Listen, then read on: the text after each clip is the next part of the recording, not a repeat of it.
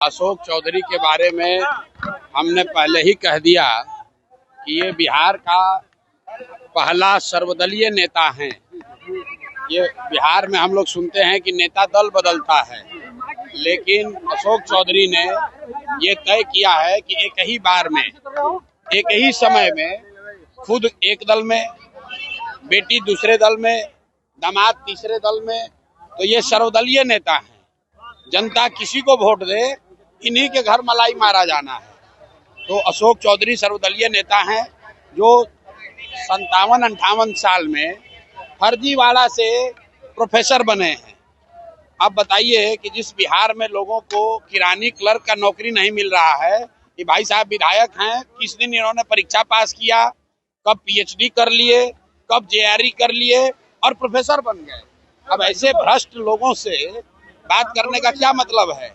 जनता इनको पहचान चुकी है। जीवन में चुनाव तो लड़ेंगे नहीं, चुनाव लड़ते तो जनता जमानत भी जब्त कराएगी। लेकिन मंत्री बनकर आजकल सरकारी खर्चे पर बिहार सरकार, बिहार के गरीब जनता के पैसे पर हेलीकॉप्टर से चल रहे हैं।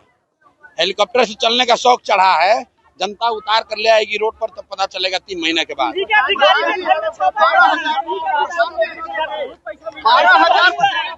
भैया ऐसा है कि बिहार के सबसे भ्रष्ट नेता जो हैं, अगर आप लोग ऑनलाइन सर्वे कर लीजिए, कोई भी आप अपने अपने प्लेटफॉर्म पे डाल दीजिए कि बिहार का सबसे भ्रष्ट नेता कौन है 3, तो उसमें नाम आएगा अशोक चौधरी का, उसमें नाम आएगा मंगल पांडे का, उसमें नाम आएगा दिलीप जायसवाल का। ये भ्रष्टतम नेता हैं सब।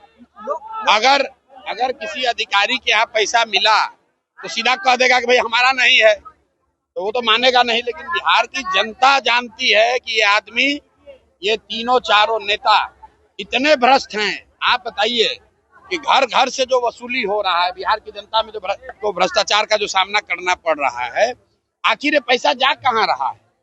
कहीं ना कहीं तो ऊपर जा रहा है। हम नीतीश कुमार के विरोधी हैं, लेकिन मैं जानता हूं कि नीतीश कुमार व्यक्तिगत तौर पर पैसा नहीं लेते, चोर नहीं है।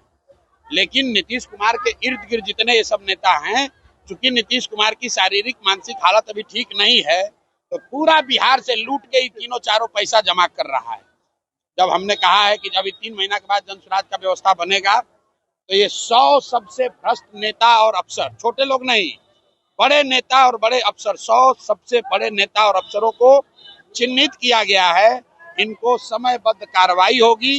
इनके और इनके आने वाली पीढ़ियों से बिहार से लूटे गए पैसे का हिसाब होगा, इनसे वसूली होगी।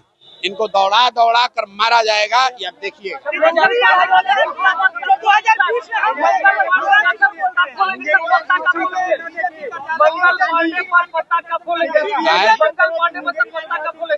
मंगल पांडे को के बारे में हम लोगों ने बताया कि ये पैसा लेके घर खरीदे हैं। जब कोविड में आप और हम सब लोग परेशान थे, तो बिहार के स्वास्थ्य मंत्री दिल्ली में फ्लैट खरीद रहे थे। आप फ्लैट कहाँ से खरीद रहे थे? दिलीप जायसवाल से पैसा लेकर। तो 25 लाख रुपया तो उन्होंने स्वीकार कर लिया कि हमने लिया है। बाकी का 61 लाख का अभी जवाब नहीं दिए हैं। अभी हम प्रेस करेंगे, किसी दिन पटना रहेंगे तो आपको बता देंगे बिहार की जनता को कि बाकी का 61 लाख रुपया कहाँ से लिए। सर,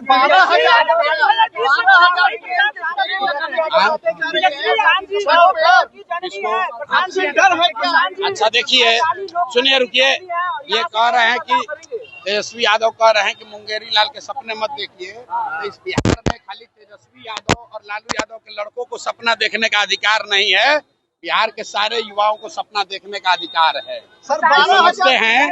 ये समझते हैं कि इनके बाप बने, इनकी माँ बनी, अब ये बनेंगे, इसके बाद इनका बेटा बनेगा, तो जनसुराज इनको ध्वस्त कर देगा। इनको पता नहीं चलेगा, जनता उठाकर फेंक देगी।